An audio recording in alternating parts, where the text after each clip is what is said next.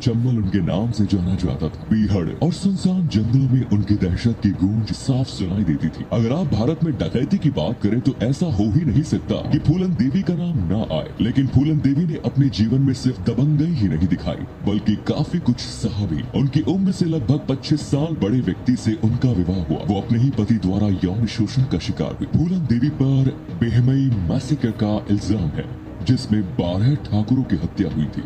दोस्तों, फूलन देवी की जीवन की कई ऐसी बातें हैं जिनके बारे में हर किसी को नहीं पता, और इसीलिए हम आपके लिए लेकर आए हैं ये वीडियो, जिसमें हम आपको चंबल की रानी फूलन देवी की पूरी कहानी बताने जा रहे हैं। तो आइए जानते हैं एक मल्लाह परिवार में जन्मी लड़की कैसे बैंडिट क्वीन बनी और फिर संसद तक पहुंची। दोस्तों, फूलन देवी का जन्म 10 अगस्त 1963 को उत्तर प्रदेश के जालौन में स्थित गोरा के पुरवा गाँव में हुआ। 4 भाई बहनों में फूलन सबसे छोटी थी। बचपन से ही फूलन थोड़े गुस्सैल मिजाज की लड़की थी और अपने हक के लिए लड़ना जानती थी। ये बात उनके आसपास के लोग उसी वक्त समझ गए थे जब महज 10 साल की फूलन अपने चाचा द्वारा जमीन हथिया लेने पर उनसे उम्र में काफी बड़े अपने चचेरे भाइयों से भिड़ गए। फूलन की लड़ाई झगड़ों का ये इकलौता मामला नहीं था। उस समय के उत्तर प्रदेश में एक गरीब दलित परिवार से बिलोंग करने वाली लड़की का अपने अधिकारों के लिए आवाज उठाना ठीक नहीं माना जाता था। इसलिए फूलन के पिता ने महज 13 से 14 साल की उम्र में ही उसकी शादी लगभग 40 साल की उम्र के पुत्ती लाल नाम के आदमी से कर दी। उनके पति द्वारा उनका सेक्सुअल एक्सप्लॉयटेशन किया गया। फूलन को इस कदर प्रताड़ित किया जा रहा था कि वो कई बार अपने पति के घर से भागकर अपने पिता के घर आ गई, लेकिन उनके पिता द्वारा उन्हें दोबारा उनके पति के घर भेज दिया गया।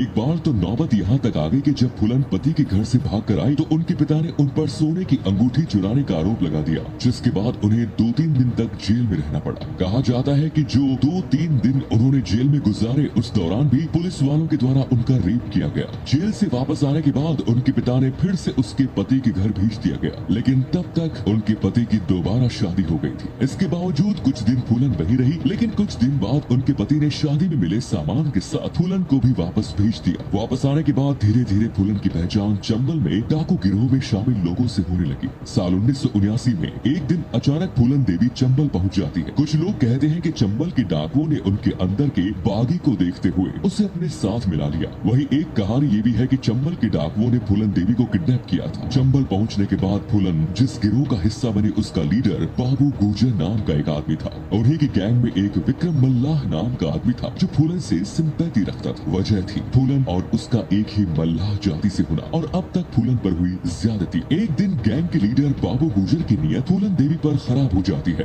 और वो उनके साथ जबरदस्ती करने की कोशिश करता है। विक्रम मल्लाह फूलन देवी को बचाने की कोशिश करता है। इस सब में उसके हाथों बाबू गुर्जर का कत्ल हो जाता है और विक्रम मल्लाह खुद गैंग का लीडर बन जाता है। लोगों को लगने लगा था कि फूलन और विक्रम के बीच प्रेम प्रसंग चल रहा है। इसी बीच फूलन अपने पति पुत्तीलाल के गांव जाती है और उसे घर से निकाल कर पीट कर अधमरा कर देती है। साथ में वो गांव में एक नोट भी छोड़ कर आती है कि अगर गांव में किसी ने किसी बच्ची के साथ जबरदस्ती की, उसकी शादी करवाई, उसका यौन शोषण करने की कोशिश की, तो उसे फूलन की गोलियों का शिकार होना पड़ेगा। इसी बीच बाबू गुर्जर के साथ काम करने वाले 2 लोग श्रीराम और लालाराम जेल से बाहर आते हैं। जेल से बाहर आने के बाद उन्होंने विक्रम मल्लाह पर एक औरत की वजह से अपने सरदार को मारने का इल्जाम लगाया। उस समय इस गैंग में मुख्य रूप से राजपूत और मल्लाह 2 जातियों के ही लोग थे। श्रीराम और लालाराम के द्वारा खेले गए इस दांव से गैंग के 2 टुकड़े हो गए। चूँकि राजपूत ज्यादा थे, इसीलिए विक्रम मल्लाह को मल्लाहों के साथ भागना पड़ा। कुछ समय के बाद राजपूत गैंग ने मल्लाहों पर हमला किया। विक्रम मल्लाह को मार दिया और फूलन देवी को अगवा कर बेहमही ले गए। और यहाँ फूलन देवी के साथ जो हुआ उसे सुनकर ही हर किसी की रूह कांप जाएगी। यहाँ लगातार 3 हफ्तों तक फूलन का रेप किया गया। कहा जाता है इसमें लगभग 3 दर्जन लोग शामिल थे। किसी को भी उम्मीद नहीं थी कि इसके बाद फूलन वहाँ से जिंदा निकल पाएगी, लेकिन 3 हफ्तों बाद विक्रम मल्लाह के साथ काम करने वाला एक आदमी मान सिंह मल्लाह बेहमही आया और उसने फूलन को बचाया। इसके बाद फूलन देवी ने एक नए मल्लाह गैंग की स्थापना की,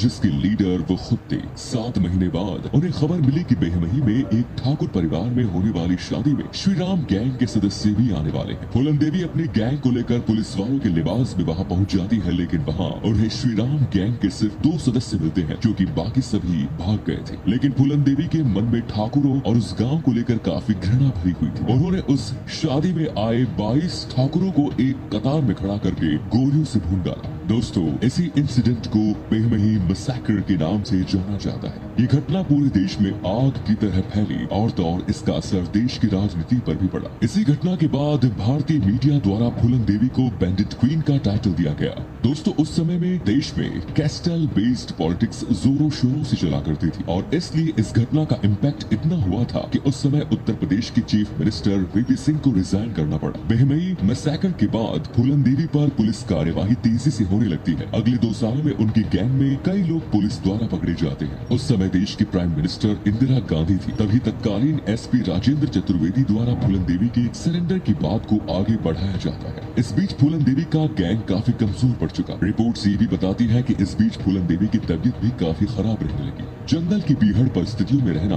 दिन ब दिन मुश्किल होता जा रहा था। आखिरकार 2 साल बाद फूलन देवी सरेंडर के लिए तैयार हो जाती है और इसके लिए उन्होंने कई शर्तें रखी। उनकी एक शर्त ये थी कि वो किसी पुलिस अधिकारी या नेता के सामने नहीं बल्कि 2 फोटोज के सामने हथियार डालेंगे, जिनमें एक फोटो एक महात्मा गांधी की और दूसरी मां दुर्गा की थी। इसके अलावा उन्होंने उत्तर प्रदेश में नहीं बल्कि मध्य प्रदेश में सरेंडर करने की बात कही। साथ ही उन्होंने ये शर्त भी रखी कि सरेंडर होने के बाद उन्हें या उनकी गैंग के किसी भी व्यक्ति को ना तो 8 साल से ज्यादा की सजा होगी, ना ही फांसी। इसके अलावा उन्होंने जेल से रिहा होने के बाद गवर्नमेंट से जमीन की मांग भी की ताकि वो नए सिरे से जीवन की शुरुआत कर सके। सरकार ने उनकी कुछ शर्तें मान ली और फूलन देवी ने सरेंडर कर दिया। 13 फरवरी 1983 को इस ऐतिहासिक पल को देखने न सिर्फ मध्य प्रदेश के सीएम बल्कि हजारों लोगों की भीड़ इकट्ठा हुई। इसके बाद फूलन देवी लगभग 11 साल तक जेल में रही। इसके बाद साल 1994 में उत्तर प्रदेश के सीएम मुलायम सिंह यादव की सरकार ने फूलन पर लगे सभी इल्जामों को वापस ले लिया और उन्हें जेल से रिहा कर दिया। इसके अलावा मुलायम सिंह यादव ने फूलन देवी को